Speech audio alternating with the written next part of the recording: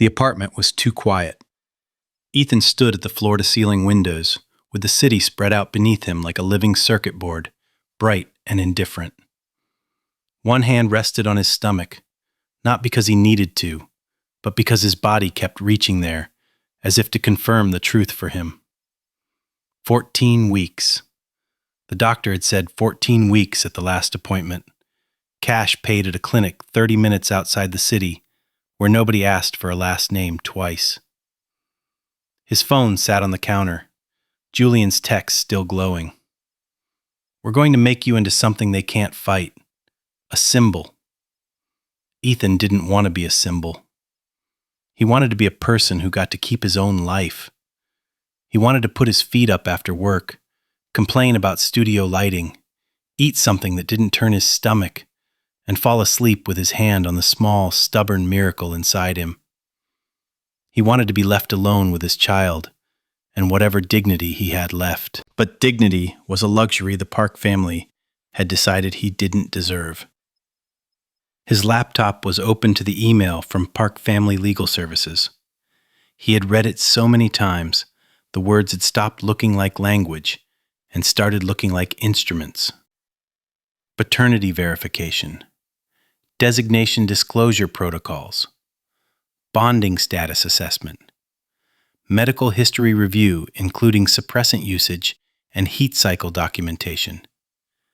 Every line was a scalpel meant to cut his privacy into pieces until nothing was left but a designation, a biology, a problem to be managed. Ethan stared at it until his eyes burned. Then he closed the laptop with careful, deliberate force, like he could shut the whole situation inside it. He picked up his phone and called Julian. "I need to know exactly what we're up against," Ethan said without preamble, because if he slowed down, he would start shaking. "What can they actually force me to do?" Julian answered on the first ring, crisp and alert despite the late hour. "Legally? Less than they're implying. They can request paternity verification, but you can refuse invasive methods and insist on standard non-invasive prenatal testing. They can ask for medical history, but medical privacy laws and designation privacy laws limit what you're required to disclose. The bonding status assessment is theater. There's no legal requirement to prove you didn't manipulate an alpha through bond coercion, unless they file a formal accusation, which would require evidence they don't have. So it's intimidation. It's chess, Julian said. They're making aggressive opening moves to see if you'll panic and concede territory you don't have to give up. He paused, and when he spoke again, his voice tightened the way it did when he wanted Ethan to understand something the first time. The real danger isn't the legal demands. It's the narrative. If they can paint you as a scheming Omega who trapped their son, the court of public opinion will gut you before any judge sees the case. And that affects everything. Custody hearings, network decisions, sponsor confidence. Ethan swallowed. His throat felt scraped raw. So what do? We reframe before they can frame. I drafted talking points for the network president. Tomorrow morning, I position you as a victim of designation-based harassment, not a scandal. The story becomes accomplished professional Omega facing discriminatory pressure from a powerful alpha family. That plays better than pregnant anchor in a mess. And what does that cost me? There was no softness in Julian's answer. There never was when money and power were in play. Several things. Your privacy. You'll have to acknowledge the pregnancy publicly and confirm your designation. No more hiding. You'll also publicly endorse me as the right person to hold the anchor desk while you focus on parenthood. That makes the transition look cooperative instead of like you got pushed out. And when the limited series on designation rights gets greenlit, I become executive producer. That gives me leverage to protect you, but it also locks me into the primetime chair permanently. Ethan closed his eyes. He could picture the studio, the chair, the camera light. The way it felt to sit there and command the room with a steady voice that didn't shake. He had built that. He had earned it. "So you get everything you wanted from the beginning," he said quietly. "Yes," Julian said. He didn't pretend otherwise. "And you get to survive with your parental rights intact. That's the deal. Take it or leave it." The transactional clarity was almost a relief. Julian wasn't offering comfort. He was offering a bargain. Protection for power. "I need to see it in writing," Ethan said, "before I agree to anything." "Already done. I'll bring it tomorrow morning, 7 a.m., parking garage." Julian's voice shifted, gained an edge. "One more thing. Noah called me tonight, asking how to help. I told him to stay away from you unless he's ready to publicly denounce his family's tactics. He said he needed time to think." Ethan's chest tightened as if someone had pressed a palm against his ribs. Noah. Time to think. A middle path. Always a middle path with Noah. "Of course he did," Ethan whispered, and hated how much it still hurt. "I'm telling you this because he's going to try to reach out to you directly," Julian said. "Probably with some speech about how he's trying to find a middle path. Don't believe it. There is no middle path. Either he's with you or he's against you, and indecision is a choice." Ethan looked down at his hand on his stomach. It was shaking a little now. "I know." "Good. Get some sleep. Tomorrow is going to be brutal." Julian hung up. Ethan stayed at the window for a long time. The city lights blurred slightly, not because of tears, not yet, but because exhaustion had started to pull at the edges of his vision. His hand stayed on his stomach in a protective curve. He'd chosen this. Chosen to keep the baby. Chosen to stop hiding. Now he had to live with the consequences, and he had to do it without pretending he wasn't terrified. The next morning, Ethan arrived at the network before dawn. He dressed carefully in a tailored suit that skimmed over his stomach without clinging. Scent blockers had been applied 3 times. He'd checked his hair, his face, the set of his mouth in the elevator mirror until he looked like the man the audience trusted. The mask was back in place. Underneath, he felt like glass. Julian met him in the parking garage, holding 2 coffees and a slim folder. "The network president agreed to see us at 7, Julian said. "I position this as proactive reputation management, not a crisis response. That framing matters." He handed Ethan a coffee. "This is the transition package. Read it before we go up." Ethan opened the folder. 3 pages, network letterhead, language polished until it looked like protection and felt like a cage. Paragraph 1. Ethan Kim agrees to transition from primetime anchor to special correspondent and series host, effective immediately, citing personal reasons related to impending parenthood. Paragraph 2. Ethan Kim publicly endorses Julian Seo as interim anchor, to be made permanent upon successful completion of a 90-day transition period. Paragraph 3.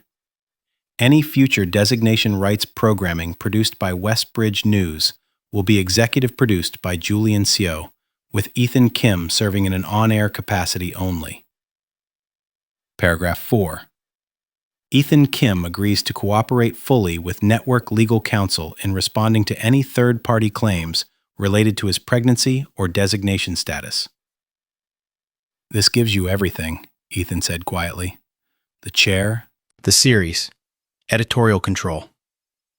"It gives you protection," Julian corrected.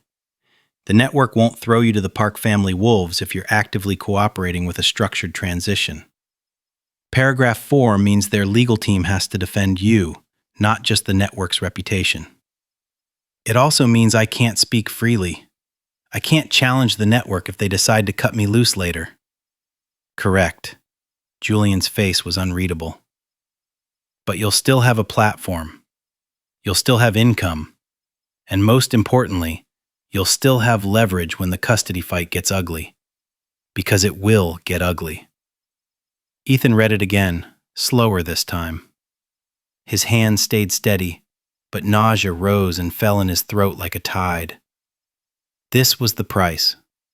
Career, autonomy, the illusion that he controlled the story of his own life. For a moment, he imagined walking away. Another network, another city, an apartment where nobody knew his name. Just him and the baby. Then, as if his body had heard the thought, there was a faint flutter low in his abdomen. Barely there, but real. A reminder, a small insistence. The baby. That was the only thing that mattered. I want one change, Ethan said. Paragraph 3. I want approval rights over any designation content that uses my name or likeness. Not editorial control, just approval. So you can't use my story without my consent. Julian's eyes narrowed.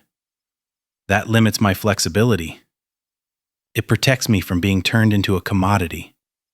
Ethan forced his voice to stay calm, but there was something raw under it. You get the chair. You get the producer credit. You get the professional win. I get to keep one part of myself that stays mine.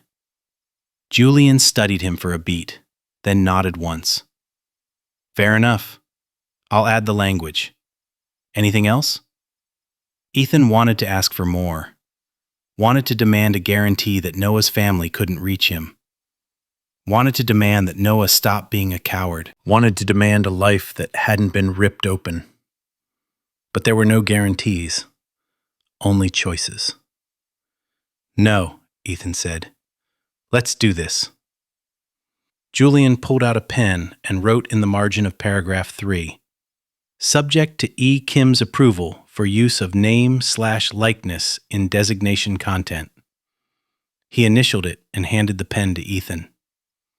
Ethan's hand hovered for half a second. Not hesitation exactly. Grief. Then he initialed it. Then he signed the bottom of the last page, committing himself to a future he hadn't chosen but could no longer avoid.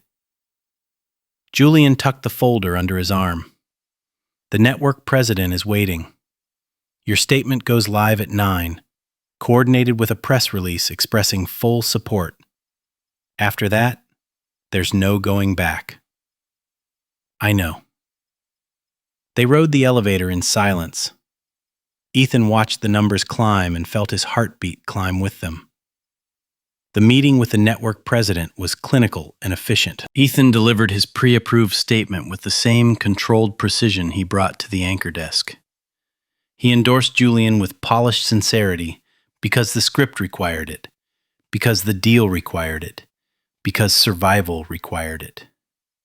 The president nodded, made notes, and promised full legal support against any harassment. It felt hollow, but it was something solid enough to stand on. At 9 a.m., Ethan's statement went live across all platforms. I am confirming that I am pregnant and that I am an Omega. These facts are deeply personal and should have remained private. I have chosen to disclose them now because powerful interests have attempted to weaponize my designation and my pregnancy to undermine my professional credibility and coerce me into surrendering parental rights I have not yet even been challenged to defend. I will not be reduced to a stereotype. I will not be treated as though my designation makes me less capable, less trustworthy, or less deserving of respect. And I will not allow my child to be used as a bargaining chip in someone else's reputation management. I look forward to continuing my work at Westbridge News in a new capacity and to welcoming my child into the world with dignity and joy. The response was immediate and overwhelming. Social media exploded. Half the internet rallied to his defense, praising his courage and condemning designation discrimination. Omega Rights was everywhere overnight, trending across every platform. The other half tore him apart. Manipulative, unfit, calculated, predator. As if a pregnancy was evidence of a crime. Ethan turned off his phone and went to the studio anyway. He had work to do, even if someone else was already practicing in his seat. 3 days later, the Park family responded. Not with a public statement, with legal action. But before the petition arrived, Noah made a choice that would define everything that followed. Helen Park's attorney, Richard Vance, requested a private meeting at the Park family estate. Noah assumed it was about settlement options, mediation, something that would let him believe he could fix this without losing anything.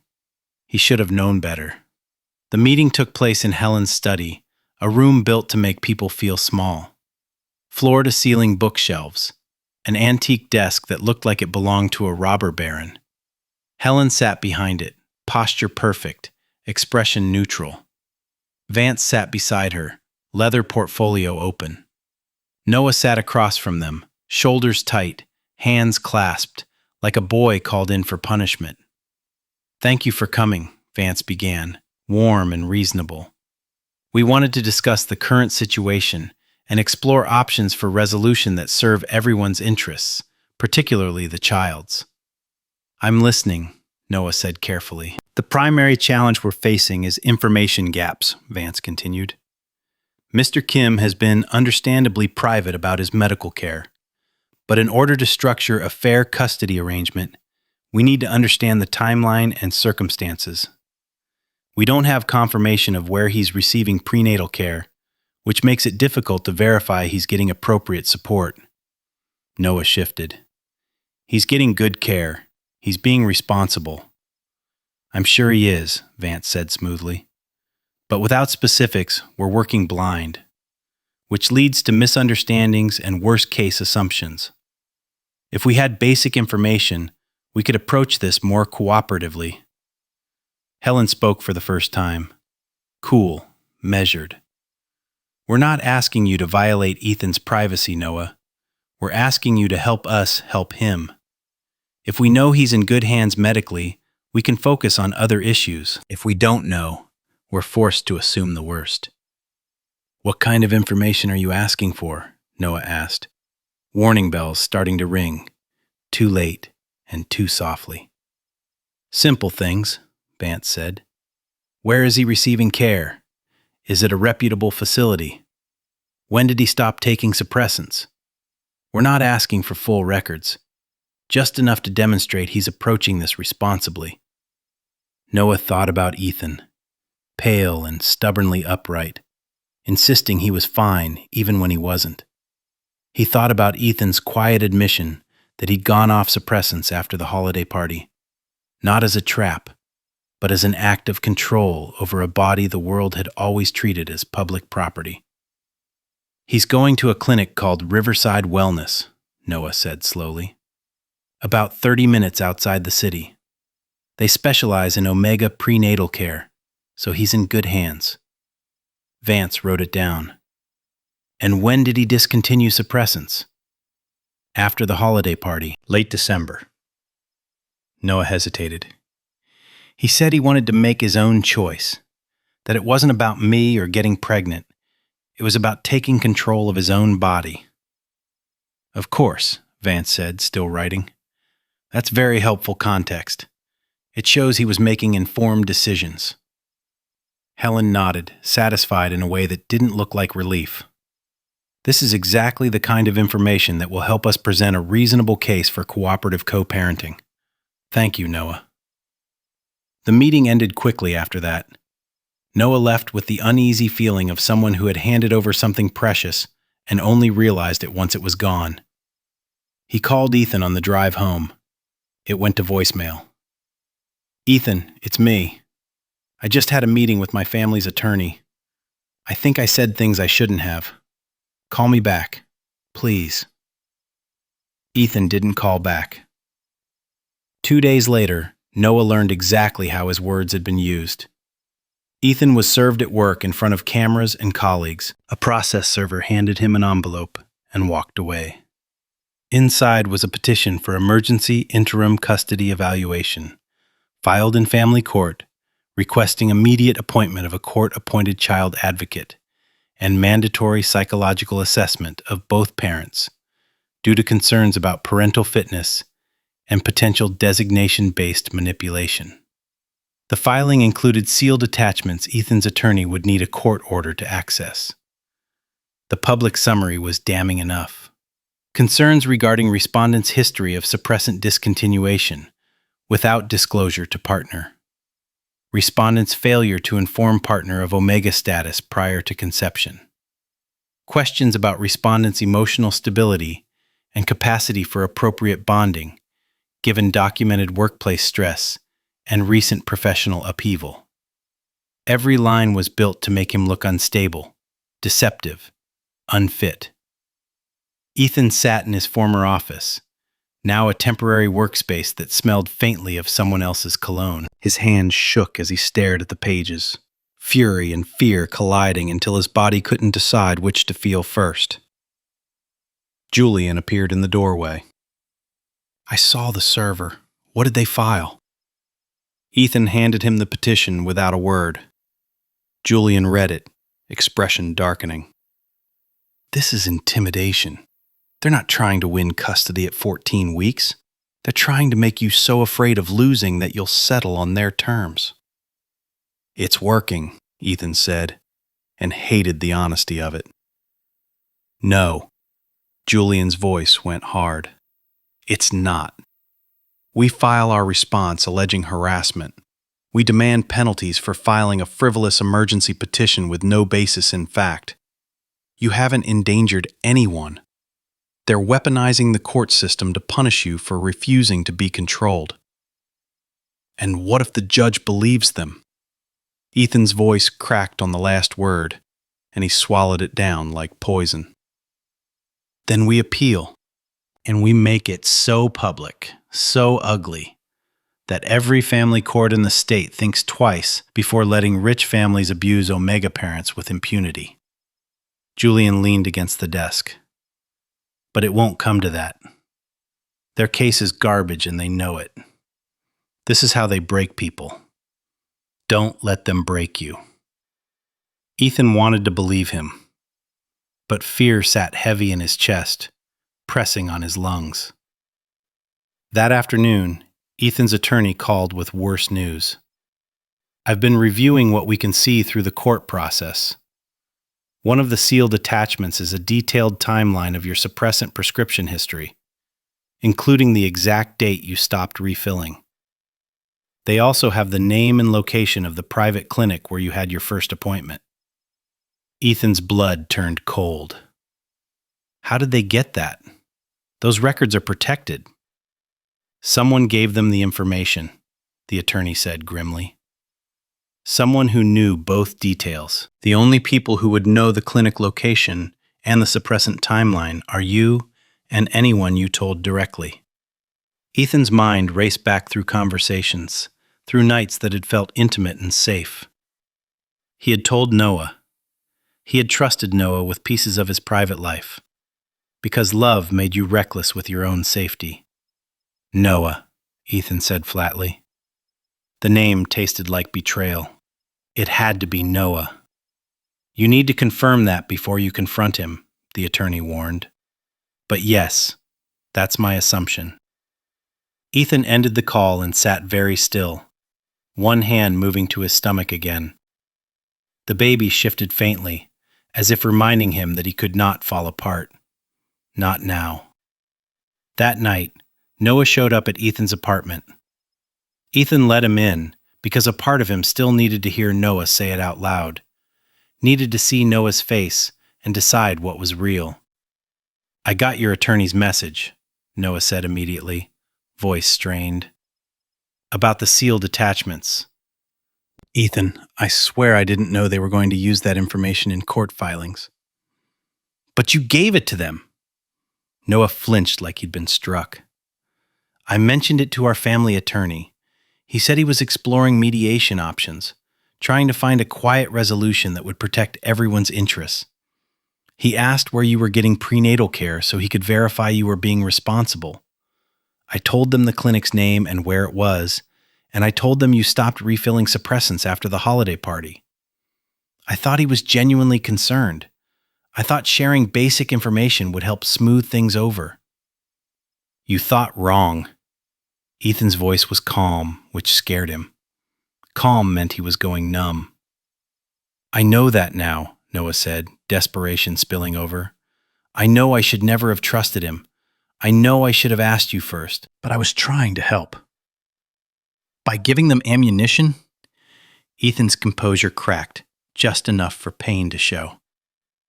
They used your information to build a timeline that makes me look deceptive and unstable. They're arguing I deliberately went off suppressants to trap you. And the evidence they're using came from you. I didn't mean for it to be used that way. It doesn't matter what you meant. Ethan's throat tightened. He hated that part of him wanted to step forward and hold Noah anyway. He hated that love didn't shut off just because trust did. What matters is what you did.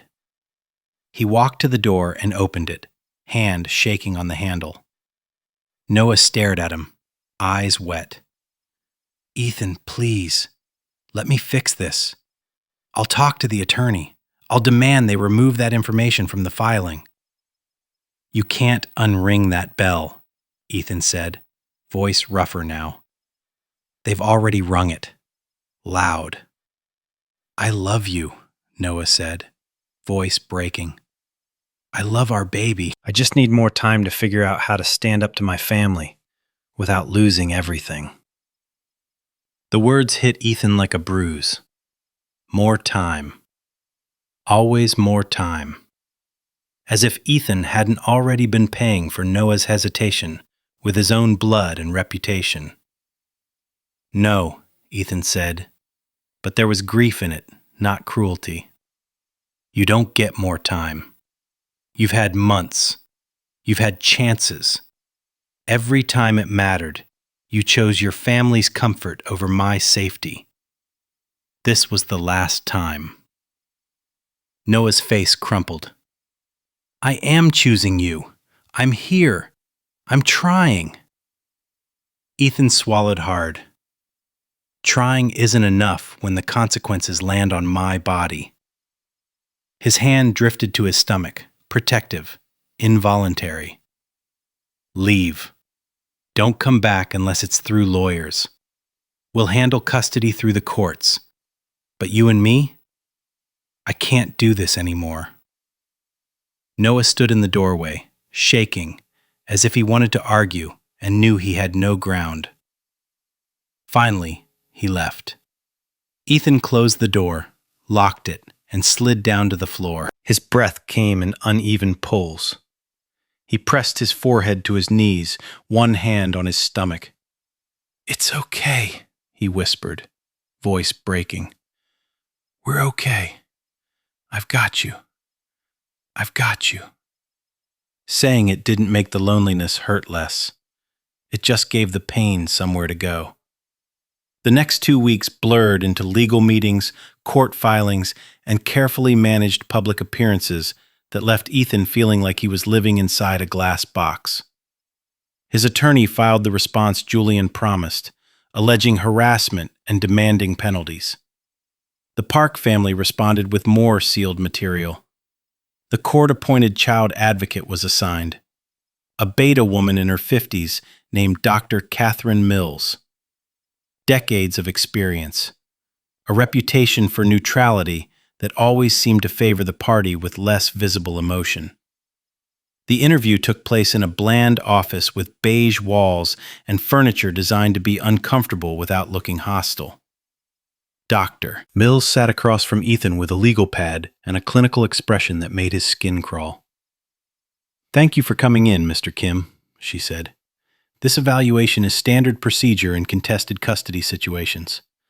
I'll be asking questions about your background, your current circumstances, and your plans for parenting.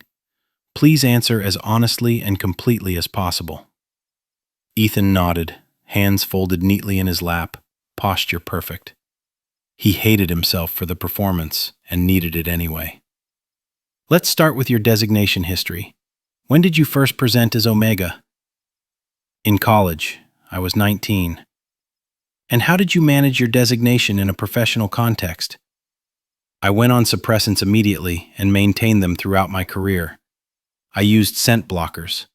I kept my designation private. Dr. Mills wrote something down. Would you characterize that as hiding your designation? The question was gentle.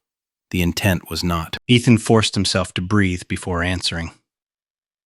I would characterize it as managing my privacy in a profession where designation bias is well documented. Omega anchors are statistically less likely to be hired, promoted, or retained compared to alpha or beta counterparts. I chose to remove that variable from my professional trajectory. Some might argue that constitutes deception. Some might argue that Omegas shouldn't have to disclose private medical information to be treated fairly at work, Ethan said evenly. His voice stayed controlled, but the steel underneath wasn't anger. It was exhaustion. My suppressant use was legal, medically supervised, and entirely my right. Dr. Mills wrote more. Let's talk about the pregnancy. Were you planning to conceive? No. But you discontinued suppressants. Ethan's fingers tightened together. I discontinued suppressants because I wanted autonomy over my own body. The pregnancy was unplanned, but it isn't unwanted. Did you inform Noah Park that you had discontinued suppressants before engaging in sexual activity with him? The question was a trap disguised as procedure. Ethan's jaw clenched. He thought of Noah's hands, Noah's mouth on his shoulder, the way Noah had looked at him like he was real, not a designation. He thought of how quickly that had turned into evidence. I was under no legal obligation to inform a sexual partner about my suppressant status, Ethan said, voice careful. We both consented. What happened after that is biology, not manipulation. Some would argue that an Omega who discontinues suppressants without disclosure is creating circumstances that favor conception. And I would argue that placing the responsibility for contraception entirely on the Omega while absolving the Alpha of accountability is designation bias, Ethan said. He leaned forward slightly, not to intimidate, but because he needed her to hear him as a person. If you're evaluating my fitness as a parent, evaluate my parenting capacity. My medical decisions about my own body are not relevant unless you're suggesting Omegas should be required to report their reproductive status to potential partners, which would be discriminatory. Dr. Mills held his gaze, then wrote something down. Ethan couldn't see it, but he could imagine the words. Defensive, resistant, difficult. The interview continued for 40 minutes. Each question calibrated to sound reasonable while implying instability. Each answer Ethan gave could be twisted into proof of whatever narrative Dr. Mills preferred. When it ended, Ethan left the office feeling hollowed out. That night, Julian called. How did the evaluation go? She thinks I'm difficult. Good, Julian said. Difficult means you have a spine. Compliant would have looked weak. He paused. But watch your tone in future interactions. Family court evaluators have a lot of power, and they tend to reward cooperative behavior over righteous anger, even when the anger is justified. Noted. One more thing, Julian said. I'm hearing rumors the Park family is preparing to leak something new. Be ready. Ethan closed his eyes. It never ends, does it? Not until you win, Julian said. And you're going to win. But it's going to get worse first. At 17 weeks, disaster struck in the most public way possible. Ethan had a scheduled appearance at the courthouse for a preliminary status conference. Procedural. Just showing up, proving he was cooperating. He'd reapplied his scent blockers 3 times that morning, but but stress and pregnancy hormones were making them less effective by the day. The courthouse steps were packed with reporters and cameras. Ethan walked through the crowd with his attorney, head high, refusing to give them an inch. Halfway up the steps, a sudden, sharp cramp seized his abdomen. Not exactly pain. Wrongness. Fear. For a second, all he could think was, "Please not the baby. Please not now." He stopped, hand going to his stomach, face draining. Cameras snapped. People leaned in like they could smell blood. "Mr. Kim, are you okay? Is something wrong with the baby?" His attorney grabbed his arm. "Ethan, do you need medical attention?"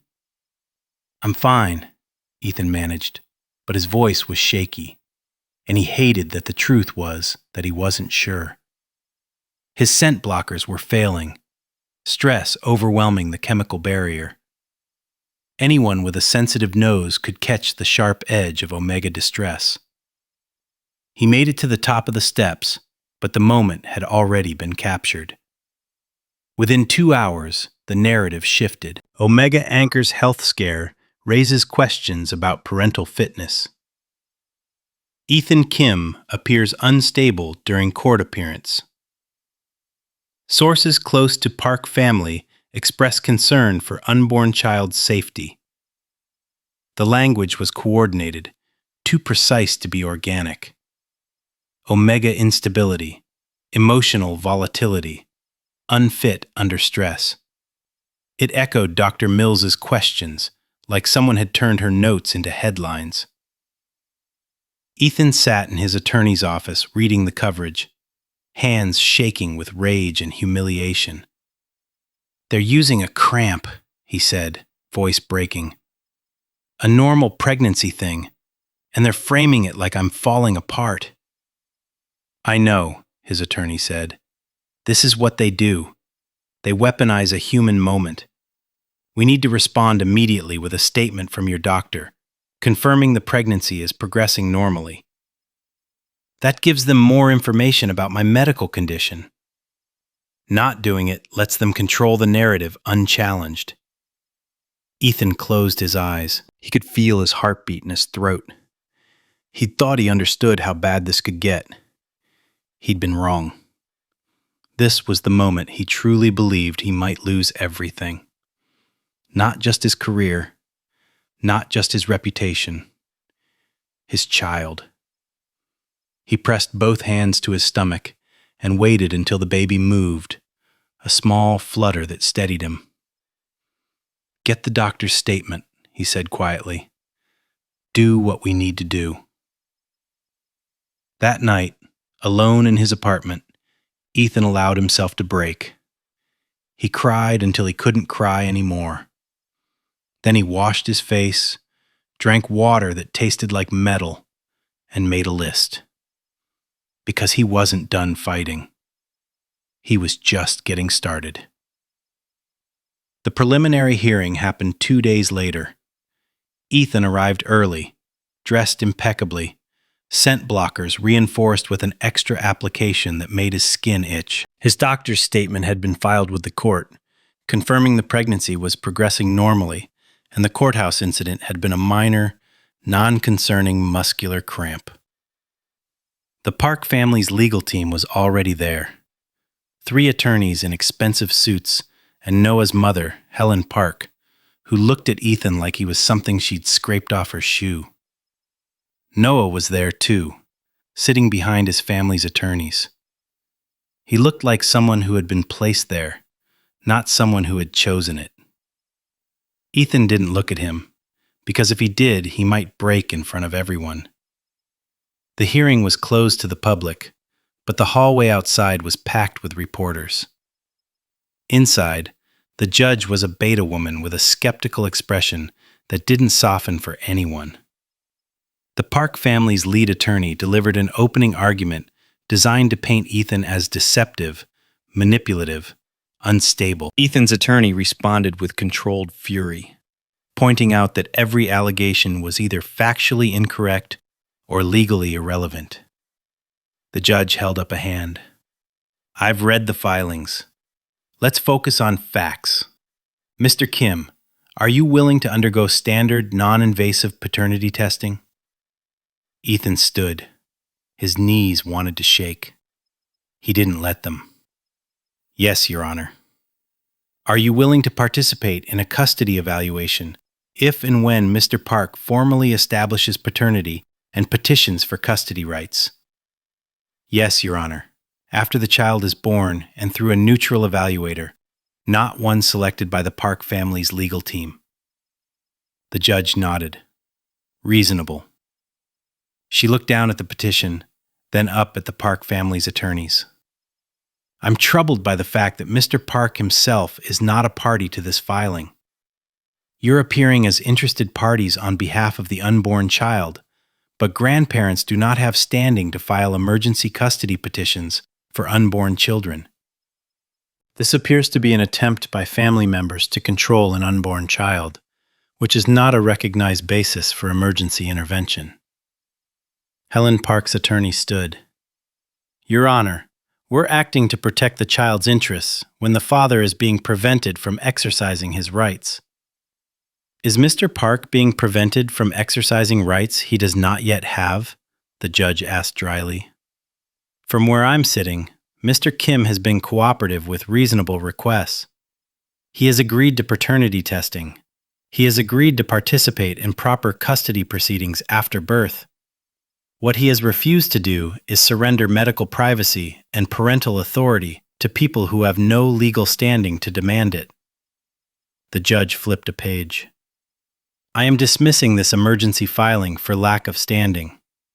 If Mr. Park wishes to establish paternity and pursue custody arrangements, he can file his own petition after the child is born through proper procedure. Until then, Mr. Kim's parental rights are not subject to interference by third parties, no matter how wealthy or well-connected those parties may be. Court is adjourned. The gavel came down. Ethan's attorney smiled. The Park family's attorneys looked furious. Helen Park's expression promised retaliation.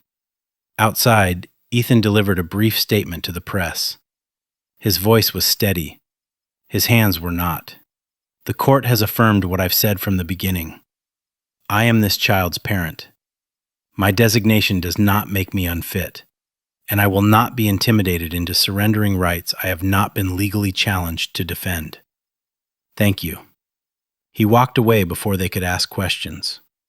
In the car, Julian, who'd attended as a character witness, said, "Good win, but it's not over." I know. Helen Park doesn't lose gracefully. She's going to escalate. Ethan stared out the window, watching the city slide by. Let her, he said, and meant it. I'm done being afraid. 2 days later, the escalation came. A detailed leak appeared in a gossip outlet known for trafficking in salacious stories. Omega Anchor's secret heat. Did Ethan Kim use biology to trap Alpha Heir?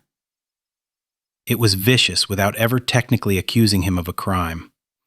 Anonymous sources, so-called designation experts, carefully planted insinuations, heat-based coercion, predation in the language of concern. Ethan read it in his attorney's office, hands shaking. This is designed to destroy me, he said, voice small in a way he hated. It's designed to make you look like a threat, his attorney agreed. But it was also a mistake. They just lost in court, so now they're trying the case in the media with increasingly wild accusations. Desperation reads. How is that a mistake? Ethan demanded. This makes me look like a monster. It makes them look panicked, Julian said from the doorway. He joined the meeting uninvited, eyes bright with calculation. And I'm going to use that. I have a contact at a real outlet who's been asking about designation discrimination. I'm giving them the full story. Not yours. The Park family's. Their pattern. Their intimidation. The dismissed petition. We make them the story. That's fighting dirty. Yes, Julian said flatly. because they're fighting dirty, and staying clean is how you lose. Ethan looked down at his stomach, visibly swollen now beneath his shirt. 18 weeks, halfway through. He was so tired he could taste it, but he wasn't done. "Do it," Ethan said, "but I want to see it before it runs." Agreed. 3 days later, the investigative story hit a respected outlet. It was devastating. It outlined a pattern. The Park family's history of legal intimidation against Omegas, who had been romantically involved with family members. The emergency petitions, the harassment campaigns, the settlement agreements that forced Omegas to sign away parental rights. It framed Ethan's situation as part of a larger system, designation-based abuse enabled by wealth and polished into respectability. Public sentiment shifted hard. Advocacy organizations condemned the Park family. Sponsors started pulling support from Park Ventures. Omega rights became a rallying cry. And Noah finally did something. He called a press conference without his family's approval, without their lawyers. Just him, standing in front of cameras, looking smaller than Ethan had ever seen him. "My name is Noah Park," he began. His voice shook once, then steadied as if he'd chosen steadiness the way Ethan had chosen it 1,000 times on air. "I am the father of Ethan Kim's child, and I need to say something I should have said months ago. Ethan did not trap me. He did not manipulate me. He did not use his designation or his biology to coerce me into anything. What happened between us was consensual, mutual, and based on genuine feeling." Ethan watched from his apartment, hand on his stomach, heart doing something painful and impossible. "The legal actions my family has taken against him are wrong," Noah continued. "The accusations are false, and I should have stopped them from the beginning. I didn't. That's on me. I gave my family's attorneys private information Ethan shared with me in confidence. I thought I was helping find a quiet resolution. Instead, I enabled them to weaponize his medical privacy against him. That was betrayal. There's no other word for it." Ethan swallowed hard. He hated that a part of him wanted to believe Noah was finally real. "I'm withdrawing any cooperation with my family's legal actions," Noah said. "I'm hiring independent counsel to represent my interests in establishing custody arrangements that respect Ethan's rights as the primary parent. And I'm accepting whatever consequences my family chooses to impose. Ethan, if you're watching this, I'm sorry. I know that's not enough. I know I've failed you repeatedly, but I'm going to do better. Even if you never forgive me, I'm going to do better." Noah walked away without taking questions. Ethan sat very still. He felt everything at once, so intensely it almost felt like nothing. Julian called a few minutes later. "That changes everything. The Park family just lost their weapon. Without Noah's cooperation, they have no standing. It's over. You won." "It doesn't feel like winning," Ethan said quietly. "It never does," Julian replied. "But you survived. That matters." The next morning, Ethan's attorney called with unexpected news. "Noah filed an affidavit overnight, signed and notarized," he said. "He directly contradicts every claim his family made. He states unequivocally the pregnancy was not manipulation, that you never misrepresented your designation, and that he voluntarily disclosed private information to his family's legal team without your knowledge or consent." Ethan sat down, the air leaving him in a slow exhale. That undercuts his own family's case. Completely. There's more. He filed a motion requesting a protective order preventing his family from filing further actions related to custody or parenting without his explicit written consent. He's cutting them out entirely. "Why would he do that?" Ethan asked, and hated that the question carried a thread of hope. "Because it costs him everything," the attorney said quietly. His family's legal position depended on claiming they were protecting him from you. If he rejects that narrative and blocks them from acting on his behalf, they have no case. It also means he is choosing you over them. Permanently. Ethan stared at the wall after the call ended, hand resting on his stomach like an anchor. It was everything he had needed Noah to do months ago. But the damage didn't reverse just because Noah finally told the truth. 2 days later, Noah showed up at Ethan's apartment. Ethan let him in because he knew this conversation was coming, and because avoiding it would not change anything.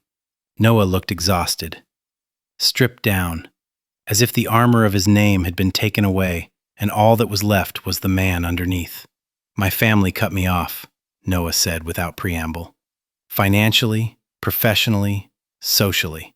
My mother sent a letter disinheriting me and removing me from all business operations. I'm also being let go from the network. They're calling it mutual, but it's not." Ethan's chest tightened. Old love stirred, not as hope, but as a bruise that still remembered the shape of Noah's hands. "I'm sorry," Ethan said, and he meant it, not as forgiveness, as fact. Losing everything was still losing everything. "Don't be," Noah said. "It's what I should have done from the beginning." He sat heavily, eyes shining. "I hired an independent attorney. She's drafting a custody proposal that gives you primary physical custody and full decision-making authority. I'm signing an affidavit supporting your fitness and rejecting every accusation my family made." "I know," Ethan said softly. "My attorney told me." Noah blinked, surprised. "You know about the filings?" "I know you blocked your family from taking further legal action. I know it cost you everything." Ethan's voice stayed steady, but his hands curled into fists at his sides. "And I know it's too late." Noah's face crumpled. "I was hoping you wouldn't say that, but I knew you might." He took a shaky breath. "I failed you, Ethan. Not once. Over and over. Every time you needed me to choose you, I chose my family's approval. I gave them information that hurt you because I was stupid enough to think they wanted to help. And I let them wage war on you because I was too scared to lose my comfortable life." Ethan held Noah's gaze. "You did all of those things." Noah nodded, tears spilling. "I want to ask you to forgive me, but I know I don't have the right. I just need you to know I see what I did. I see how badly I hurt you. And I'm going to spend the rest of my life being the kind of father our child deserves, even if I can never be the kind of partner you deserved." Ethan felt something twist in his chest. Genuine remorse. Real change. Real, finally. The tragedy was that it had arrived after the worst of it. "I believe you're sorry," Ethan said quietly. His voice softened, and that softness cost him. "And I still can't give you another chance to choose me." Noah's shoulders shook. He didn't argue. He just listened. "I loved you," Ethan continued, and the words tasted like grief. "I still care what happens to you. That's the part you don't understand. This isn't me trying to be cruel. It's me trying to survive." "I understand," Noah whispered, but his eyes begged anyway. "I can co-parent with you," Ethan said. "I can respect that you're trying. I can give you the chance to be a good father, just not a partner. That door is closed." Noah nodded, swallowing hard. "Okay, I can live with that." Ethan studied him. "Can you? Because I'm not going to change my mind. Not in a year, not in 5, not after the baby is born.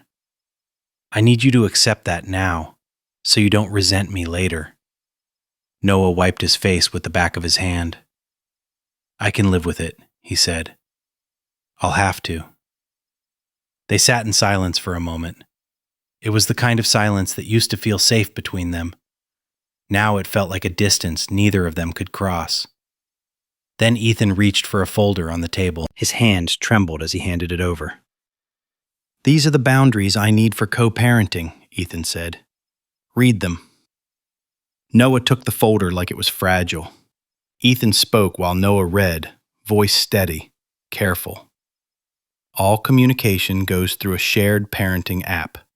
No direct texts or calls unless it's an emergency. No unannounced visits. Your family is not involved in our child's life unless I give explicit written permission. I make medical, educational, and religious decisions as the primary parent. I'll listen to your input, but I'm not bound by it. Visitation is based on the child's needs, and I can adjust it if the baby's well-being requires it. And neither of us talks publicly about the arrangement or my private life." When Noah finished, he looked up with red-rimmed eyes. "These are fair," he said. "I agree. Repeat them back to me." Noah did, slowly and carefully, proving he understood the structure and the consequences. When he finished, Ethan nodded once. "Good. My attorney will formalize it. We'll file after the baby is born." Noah stood, hesitated. "Can I ask one thing?" "What?" Noah's voice broke. "Is there any chance, ever, that you might forgive me? Not now, but someday." Ethan's throat tightened. He stared at Noah and saw the man he had loved, the man he had needed, the man who had arrived too late. "I don't know what forgiveness looks like for this," Ethan said, and the honesty hurt. "But I do know I won't be your partner again. That part is final." Noah nodded, tears falling. "Okay." "And Noah," Ethan added, softer, "if you want to love our child, you start by respecting me. Every time. Even when it's inconvenient. Especially then." "I will," Noah whispered. "I swear I will." Noah moved toward the door, then stopped with his hand on the handle. "I'll be at the birth," he said, voice small. "If you'll let me." Ethan's hand drifted to his stomach again. The baby shifted, a quiet insistence. "We'll see," Ethan said. Noah left. Ethan sat alone and exhaled. It felt like he'd been holding his breath for months. It was done. The war was over. He had won. Not with love, not with the life he'd secretly wanted, with autonomy, with the hard, necessary kind of peace you build out of boundaries. 3 weeks later, the Park family's attorneys sent a settlement offer. They would drop all actions, issue a retraction, fund a trust for the child's future. In exchange, Ethan would sign an agreement preventing him from discussing the Park family's conduct publicly. Ethan's attorney recommended accepting. Julian recommended accepting. Noah, through independent counsel, said it was fair. Ethan read the offer 3 times. Then he rejected it. "I'm not signing anything that silences me," he told his attorney. His voice didn't shake this time. "They don't get to pay me to be quiet. If they want this over, they can issue the retraction and fund the trust with no conditions. Otherwise, we go to court and I testify about everything." "That's risky," his attorney said. "I know," Ethan replied, "but I'm not letting them buy my silence. Not after all this." 2 days later, the Park family accepted his counteroffer. Retraction issued. Trust funded.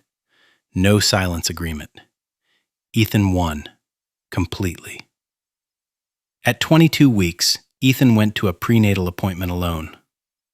The ultrasound showed a healthy baby. The heartbeat was strong, fast, relentless. Ethan stared at the screen and felt something unclench in his chest that he hadn't even realized was locked. The doctor smiled. Everything looks perfect. Do you want to know the sex?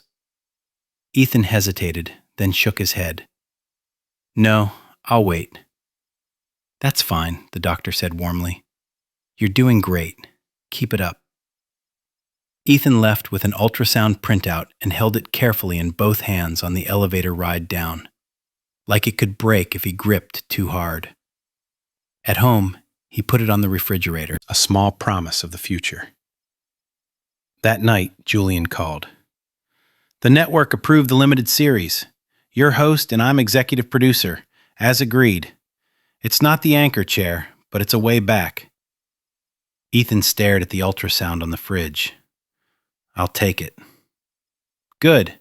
We start production in 3 months, after the baby comes. Ethan hung up and looked around his apartment.